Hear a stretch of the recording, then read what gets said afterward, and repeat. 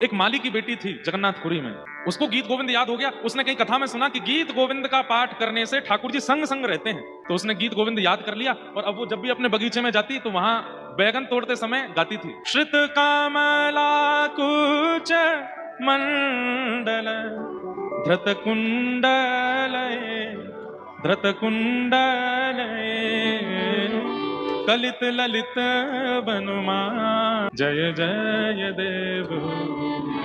महाप्रभु जगन्नाथ जी मंदिर से ऐसे दौड़ करके जाते, किसी को दिखाई नहीं देते, और वो बैगन के बगीचा में भीतर बैगन तोड़ने के लिए जाती। कांटों के लगे हुए सुंदर झाड़, उनके नीचे से वो तो निकल जाती और विशाल स्वरूप महाप्रभु जगन्नाथ जी का। अब गीत गोविंद सुनने के लिए जा रहे हैं। अब जैसे ही वो उस झाड़ में प्रवेश करें, कहीं ठाकुर जी के कांटे से यहाँ पर चीरा लग जाए, कहीं से ठाकुर जी के वस्त्र फट गए, कहीं से ठाकुर जी की धोती उधर गई, सब मालाएं वालाएं टूट करके गिर पड़ी।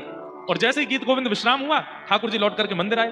मंदिर आकर के जैसे ही खड़े भये, पुजारियों ने जाकर के देखा महाप्रभु जगन्नाथ जी के वस्त्र फटे हुए हैं। ठाकुर जी, ये आपके वस्त्र उधर कैसे गए? सुभद्रा जी के वस्त्र ठीक हैं, बलराम जी के वस्त्र ठीक हैं, आपके वस्त्र कैसे फट गए? कोई चूहा आ गया होगा यहाँ पे, कुतर गए हो आपके वस्त्र ने? जगन्नाथ महाप्रभु बोले नहीं नहीं, कोई चूहा हुआ नहीं आया है। तो फिर वस्त्र कैसे फटे आपके? ठाकुर जी बोले मोको गीत गोविंद बहुत प्रिय लगे। और एक माली की छोरी, वो अपने बगीचा में बैठ करके बैगन तोड़ते भये, पुष्प तोड़ते भये गीत गोविंद गावे। वाके स्वर्प में ऐसो रीझ करके दौड़ के जाऊं, अब छोटे छोटे कुंजन में वो तो प्रवेश कर जाए, मेरा विशाल शरीर है, कांटे लग जाएं, वस्त्र फट जाएं, या हमारे मेरे वस्त्र उधर गए। पुजारी जी को इतना प्रिय लगा ठाकुर जी का, आपको गीत गोविंद इतना प्रिय है? बोला हाँ। माली की लाली को बुलाया और उसको कह दिया, अब से तुम बगीचा में बैठ करके नहीं गाना, तो तुमको हम अधिकार देते हैं, तुम गर्भ ग्रह के मुख्य देहरी पर बैठ करके यहाँ बैठ के जगन्नाथ जी को गीत गोविंद सुनाओ, नहीं तो ये तो दौड़ के वहीं चले आएंगे। तब से हमने भी अपने श्रोताओं को यह नियम दिया है कि गीत गोविंद का पाठ जब भी करना है बैठ करके करना है।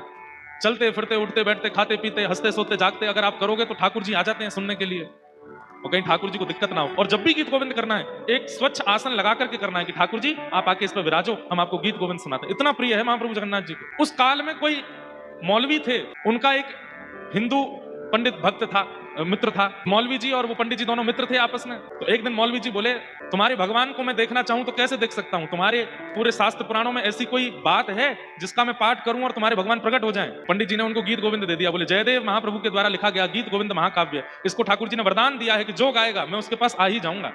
ये विचार नहीं करूंगा कि उसने कितने पाप किए हैं, उसने कितनी गलतियां करी हैं, बस वो शुद्ध मन से शुद्ध भाव से गाएगा, मैं पहुंच जाऊंगा। आपसे हमारा निवेदन है, 1 महीना के लिए आप जो भक्ष खाते हो सब चीज छोड़ छाड़ दो और गीत गोविंद का नित्य पाठ करो, आसन लगा करके करना, हमारे ठाकुर जी आएंगे। तो मौलवी जी ने संस्कृत याद की और नित्य गीत गोविंद का पाठ करते, आसन लगा करके, छुप करके, कोई देखे ना। 1 दिन 2 दिन 10 दिन 15 दिन 20 दिन निकल गए।